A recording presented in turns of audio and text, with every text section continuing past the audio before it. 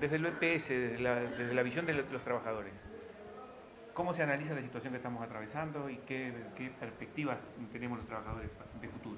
Bueno, primero hay que analizarlo por el lado positivo en el sentido de que el Banco de Previsión Social ha sido la herramienta fundamental en esta pandemia sanitaria para que la situación económica y social en el Uruguay no haya sido como han sido en otros países. ¿Qué quiere decir esto? Que el BPS ha cubierto más de 220.000 personas en todo este periodo en el seguro de desempleo y más de 80.000 personas en el seguro de enfermedad. Hoy en día estamos todavía en el mes de agosto con 109.000 personas en el seguro de desempleo. Estuvimos con un pico máximo de 193.000 personas en mayo. ¿Qué quiere decir esto? Que ha cubierto y ha protegido como debe ser un sistema de seguridad social, y eso es lo positivo que hemos tenido hasta ahora. Lo negativo que se viene dando es tanto la ley de urgente consideración como ha venido de recorte, el presupuesto nacional que se viene de recorte en materia social, en materia de prestaciones, en materia de protección social en políticas sociales en general. Y a su vez en el directorio del Banco de Previsión Social, que estamos muy preocupados por cosas que están pasando, como por ejemplo las últimas resoluciones del directorio. Recordemos que el directorio, desde que ingresó el presidente nuevo del Banco de Previsión Social, recomendó hacer 2 directorios por semana. Uno, el que se hace ordinariamente todos los miércoles, y otro los viernes. El de los viernes es para revisar los 15 años de resoluciones del directorio y cambiarla en muchos casos. El 5 de agosto se cambiaron 3 resoluciones que afectan directamente a los trabajadores y que favorecen a las empresas evasoras. ¿En qué sentido? En que, por ejemplo, la nominalización, uno de los temas.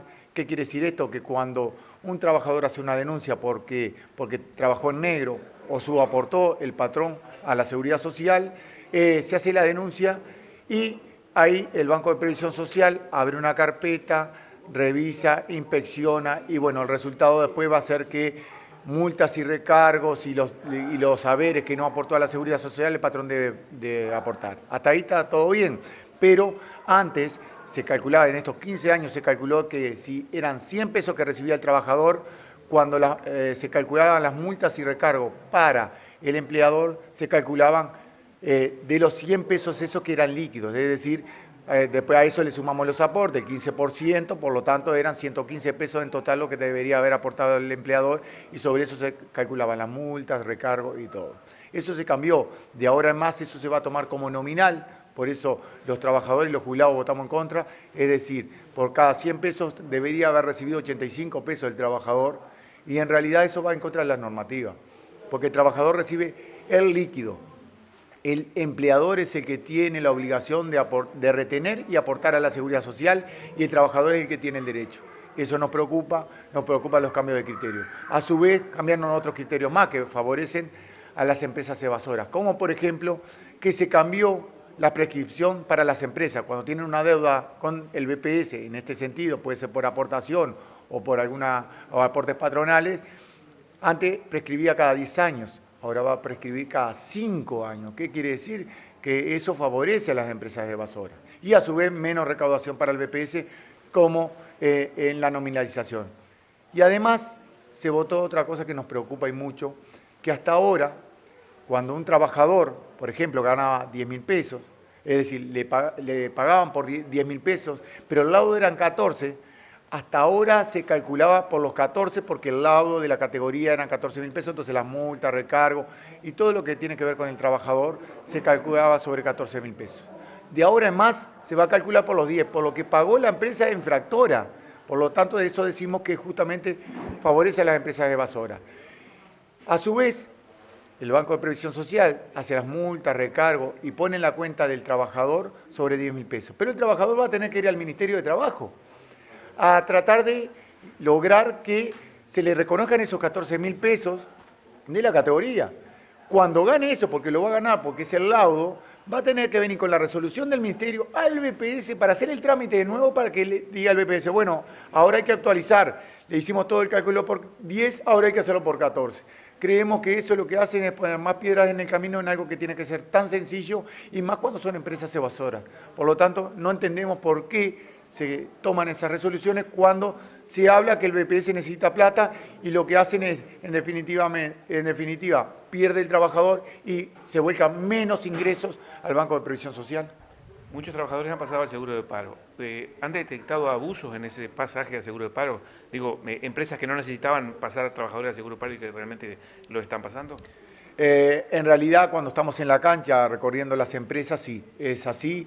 Lamentablemente, nosotros hemos detectado que hay un montón de empresas que, con el tema de la pandemia, han mejorado sus ganancias y han trabajado mucho más y, sin embargo, tienen trabajadores en el seguro de desempleo.